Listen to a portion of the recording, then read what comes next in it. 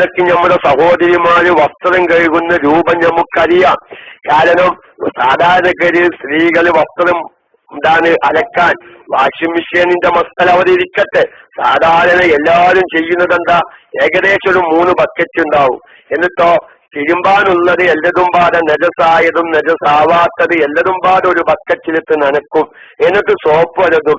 എന്നിട്ട് 2ാമത്തെ ബക്കറ്റിലിട്ടെങ്ങാണ്ടൊന്ന് സോപ്പും പട കളയും. പിന്നെ 3ാമത്തെ ബക്കറ്റിലേക്ക് എന്താവും, അതും പാടില്ല എന്ന് ചിലർ ചോദിക്കുന്നുണ്ട്. 3ാമത്തെ ബക്കറ്റിലിട്ടൊന്നൊന്ന് ഒലിമ്പിരിക്കാനാണ് സ്ത്രീകളുടെ ഭാഷയെ പാടുക. എന്നിട്ടത് പിഴിയുന്നു, ഉണക്കുന്നു. പാടില്ല. കാരണം എന്താ, ഈ ബക്കറ്റിലെ വെള്ളമൊന്നും 2 കൊല്ലത്ത് വെള്ളം തികയില്ല. അപ്പൊ 2 കൊല്ലത്ത് തികയാത്ത ബക്കറ്റിലേക്ക് നജസായ വസ്ത്രവും നജസാവാത്ത വസ്ത്രവും ആ ബക്കറ്റിലേക്ക് ഇടലോട് കൂടെ ആ വസ്ത്രം ആകെ നജസായി, ബക്കറ്റിന്റെ ഉൾഭാഗവും നജസായി, ബക്കറ്റിലെ വെള്ളം നജസായ വസ്ത്രമാണ് 2ാമത്തെ ബക്കറ്റിലേക്ക് ഇടുന്നത്, അതും നജസായി. ഇനി അതേ വസ്ത്രം തന്നെയാണ് 3ാമത്തെ ബക്കറ്റിലേക്ക് ഇടുന്നത്. അതുകൊണ്ട് നിങ്ങൾ ഒറ്റക്ക് അലക്കൊന്നും വേണ്ട. ഇപ്പൊ മൊത്തം ഈ നിലക്ക് കഴുകി വൃത്തിയാക്കിയാൽ 3 ബക്കറ്റും നജസായി, 3 ബക്കറ്റിലെ വെള്ളവും നജസായി. എന്റെ പ്രിയപ്പെട്ട സഹോദരിമാർ വളരെയധികം ശ്രദ്ധിക്കണം. അത്തരം മസാലകളൊന്നും ശ്രദ്ധിക്കാത്ത എത്രയോ സഹോദരിമാരുണ്ട്.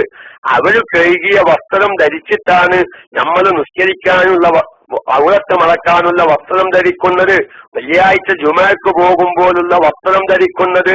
ഈ നിലക്ക് മസാല അറിയാത്ത നമ്മുടെ ഭാര്യന്മാരോ സ്ത്രീകളോ തങ്ങന്മാരോ ഉമ്മമാരോ കഴുകിയ ഒരു വസ്ത്രം ധരിച്ചിട്ടാണ് നമ്മൾ നിസ്കരിക്കുന്നതെങ്കിൽ പ്രിയപ്പെട്ട സുഹൃത്തുക്കളെ, നമ്മുടെ നിസ്കാരം അവിടെ സഹിയല്ല. കാരണം നിസ്കരിക്കുന്നവന്റെ വസ്ത്രം നജസിനെ തൊട്ട് ശുദ്ധിയാകുക എന്നൊരു മസ്അലയില്ലേ. പക്ഷേ ആ മസ്അല നമ്മുടെ സഹോദരിമാർക്ക് നിങ്ങൾ പഠിപ്പിക്കണം. അതുപോലെ തന്നെ വാഷിംഗ് മെഷീനിലേക്ക് നജസായ വസ്ത്രം ഒന്നായിട്ടാണ്. ആരും ഒരു സഹോദരിമാരും ആദ്യം നജസായതിനെ വൃത്തിയാക്കുന്നില്ല. കുറ്റിമൂത്രമൊഴിച്ച തുണിയും വല്യാപ്പാന്റെ കല്ല് തുണിയും വല്യാപ്പാന്റെ വയൽമുണ്ടും ഇവളുടെ മാക്സിയും എല്ലതും പാടെ വാഷിംഗ് മെഷീനിൽ കണ്ടിട്ടാണ്. എന്നിട്ട് അങ്ങനെ അതിലിങ്ങനത്തെ കറങ്ങാണ്, നജസും നജസാവാത്തതും മുഴുവൻ കറങ്ങുന്നു. എന്നിട്ട് വാഷിംഗ് മെഷീന്റെ വകൊരു ഒലുമ്പലുണ്ട്. ആ ഒലുമ്പലൊന്നും ഇസ്ലാമികമായ ഒലുമ്പലാകുന്നുണ്ടോ? അതുകൊണ്ട് എന്റെ പ്രിയപ്പെട്ട സഹോദരിമാർ എന്ത് ചെയ്യണം? വാഷിംഗ് മെഷീനിലേക്കൊക്കെ നജസായ വസ്ത്രങ്ങൾ ഇടുന്നതിന്റെ മുമ്പ് എന്ത് ശ്രദ്ധിക്കണം? ആ ഒരു മൂത്രത്തില് തുണിയിൽ മൂത്രമായിട്ടുണ്ട്, അത് ഉണങ്ങും ചെയ്തിക്കണ്. ആ മൂത്രത്തിന് വാസന ഒന്നുമില്ല. എന്ത് ചെയ്താൽ മതി?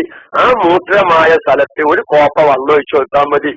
ഒരു മൂത്രത്തിൽ അല്ലെങ്കിൽ തുണി ആകെ മൂത്രയിക്കണ്, നല്ലൊരു ബക്കറ്റ് വെള്ളം എടുക്കുക, അതിന്റെ മുകളിലൂടെ ഒഴിക്കുക. ഇനി ആ മൂത്രത്തിന്റെ വാസന ഒന്നും ഇല്ലാന്ന് വെക്കുക. ആ തുണി ശുദ്ധിയായി.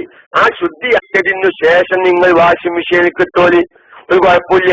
അല്ലെങ്കിൽ നമ്മുടെ ചെറിയ ബക്കറ്റിലേക്ക് ഇട്ടോളി. അതൊന്നും ചെയ്യാതെ ഈ മൂത്രമായ തുണിയും മൂത്രമാവാത്ത വസ്ത്രവും എല്ലതും പാടെ വാഷിംഗ് മെഷീനിൽ കൊണ്ടുപോയി ഇടുക. എല്ലതും പാടെ ഈ ബക്കറ്റിലേക്ക് അങ്ങോട്ട് വെള്ളത്തിൽ താഴ്ത്തുക.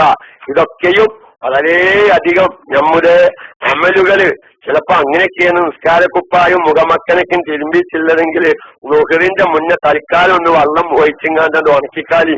പടച്ചോനെ, ഞാൻ ഇങ്ങനെയൊക്കെയാണ് എന്റെ തുണിമുപ്പായം തിരുമ്പല്.